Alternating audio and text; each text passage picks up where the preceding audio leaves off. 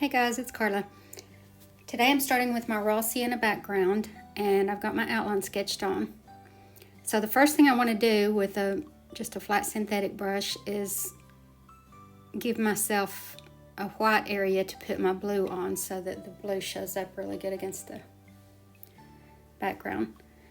And then the top part is dark and some of the bottom, but I want to keep this really, really loose. See how messy it is? I want to keep that look going throughout the whole painting. So now I'm mixing up a blue shade and I'm just going to paint that right over the white. And that white just allows it to be really bright. You might not even have to put the white, but anytime you're putting color on an already colored surface, then the white helps. It helps to brighten it up. So again, I'm just keeping this really loose around the outline. You can see there's still some white specks showing, and those will get covered up later, but I'll show you how to do that. But you just want to keep it really, really loose.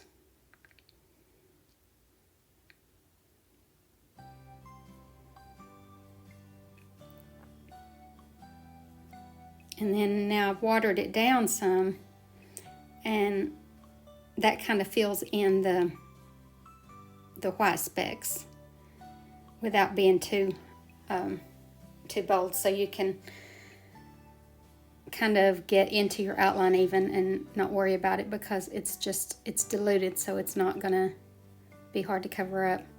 But because it's watered down, it helps you to be able to blend up into that black. All right, so now I've picked up some red and white, mixed up a pink color, and I want to add just a little touch of black to it to kind of dull it down. You wouldn't have to do that, but that's just personal preference. And then very loosely I'm painting over the whole pig. And now I'm darkening it a little bit more, and I'm going to use that to form the shape of everything. And I'm just using just a small flat synthetic brush for this, but whatever you're comfortable with will work. You could use a round brush or whatever, but this is just what I wanted to use. But this dark is important because it shapes the pig. It kind of shows you where the legs are and where everything starts, and like right there, that formed the belly, and you can make that look as big or as small as you want based on these shadows.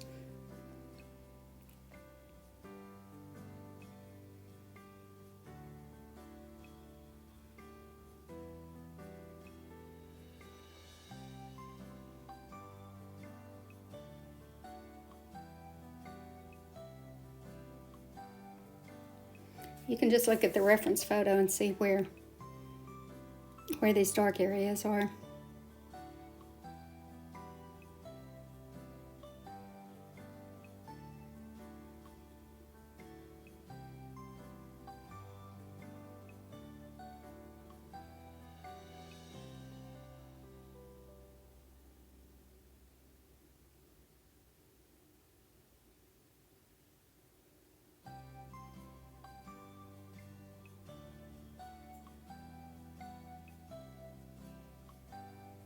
All right, and now using that same shade, I've added water to it, which will thin it down and make it a lighter shade without changing the color. And so I'm just very loosely brushing this in areas. And like I said, you can look at the reference photo and see where these are, but it's the same color that we just put on. It's just a different shade of that color because it's diluted.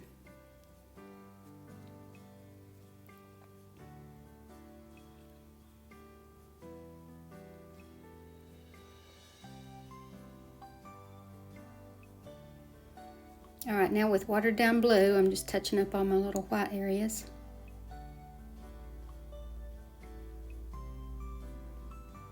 very loosely though, kind of messy, like kind of maybe intentionally get inside the outline sometimes.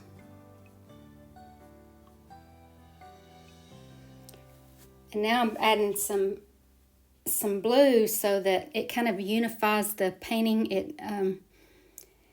It makes it look like the pig belongs there instead of out of place, like, you know, a different color than everything else. You want to kind of bring everything together, and later on I'll even bring some of the pig color out into the background. So it helps to do that in paintings.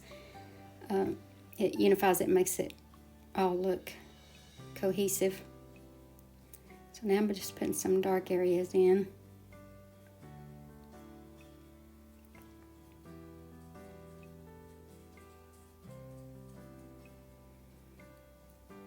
This black is only going to be in the very darkest, deepest areas, and then of course the feet.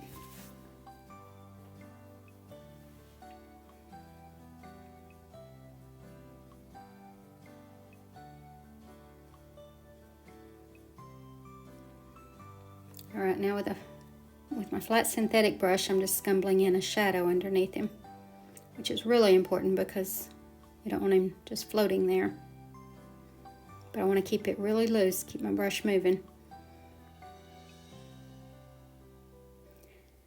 I've watered part of it down so that my edges are softer. I want to keep it dark in the middle of the shadow, but I want softer edges.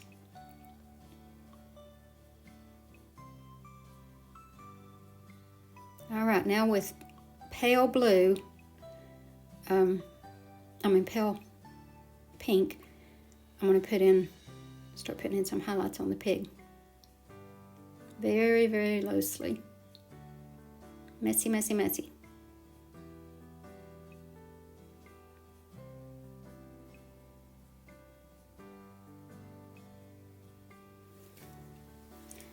Like I've said before, I love this style of painting, this loose and messy style, but it's not as easy as it looks because you do have to keep reminding yourself to just keep it loose, keep your brush moving, don't think about it too much, don't stay in one spot.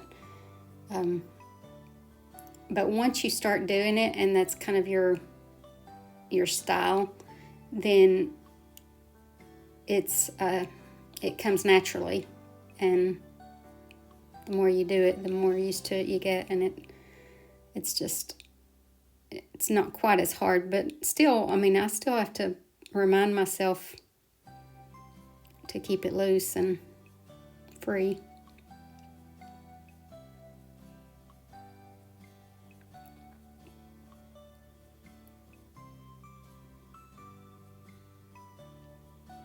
So I watered down this black, and I'm just softening the edges of my eye and mouth. And then with pure white, with whatever brush you want to use, you want to put in some really bold highlights.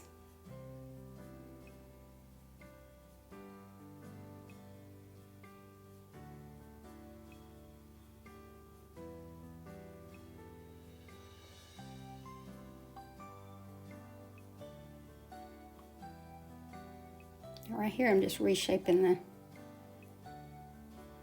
nose a little bit.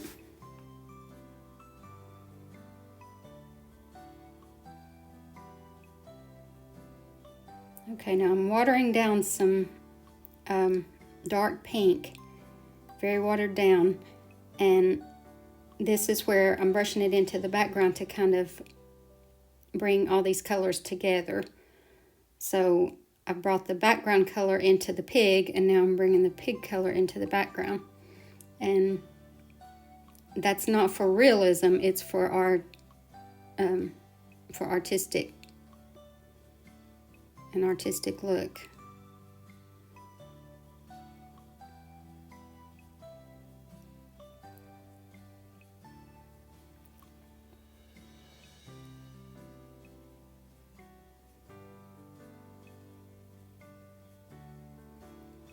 I want to darken the inside of the shadow a little bit, just the middle part.